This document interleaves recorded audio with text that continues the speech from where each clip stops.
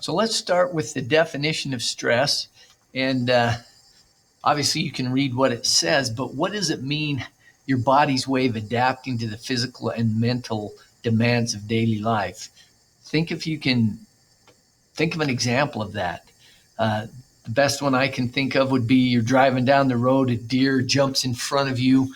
You know, how does your body adapt to that, both internally and externally? And that's the definition of stress, how your body adapts to all these changes that we're going to talk about that go on inside your body.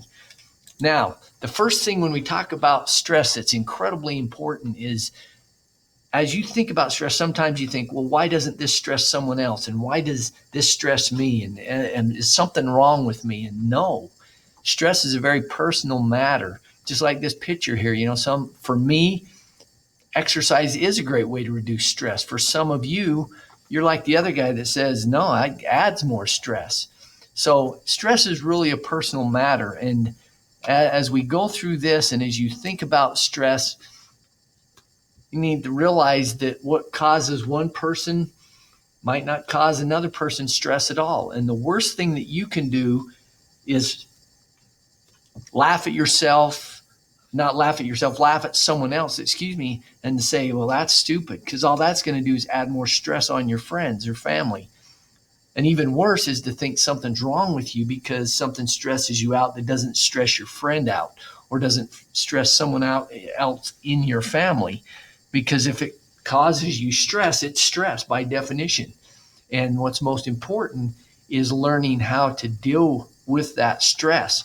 And just for example, when I was your age, one of my biggest stressors, and I laugh at it now, and you'll think, well, that's stupid, is girls used to really stress me out for whatever reason. And I was raised with 5 sisters, so now I look back and I laugh at it. But that's just an example of how one thing can cause you stress sometime in your life and not others. And how something that stressed me out now for you as a teenager, you might think is ridiculous. But it's not. If it causes you stress, then it's stress, and we have to learn how to deal with it.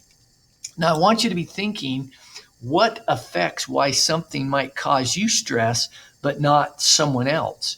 And there's a lot of different things that you could think about that makes us a difference. One is personality, and we'll be having a day lesson just on personality.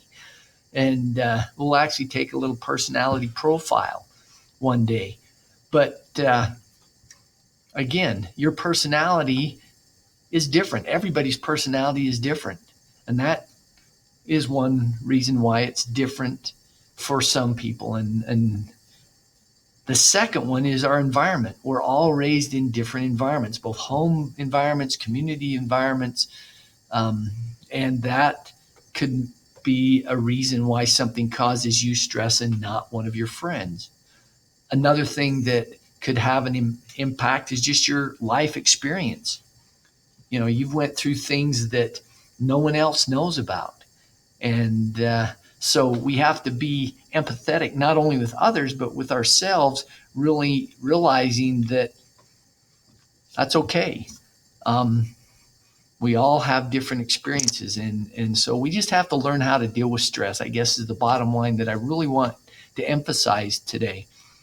Now, there are 2 types of stress. This should be familiar with you from previous health classes. But there is eustress, which is good stress, and distress, which is bad stress. And I want you to think about what determines if something is eustress or good stress, or something is distress or bad stress. What makes the difference? Is it the circumstance? And we could argue that sometimes it is the circumstance. But this next slide really epitomizes what makes the difference between whether stress is eustress or distress. And that is this picture, you. If you'll notice this picture, no matter where you go, that finger points to you.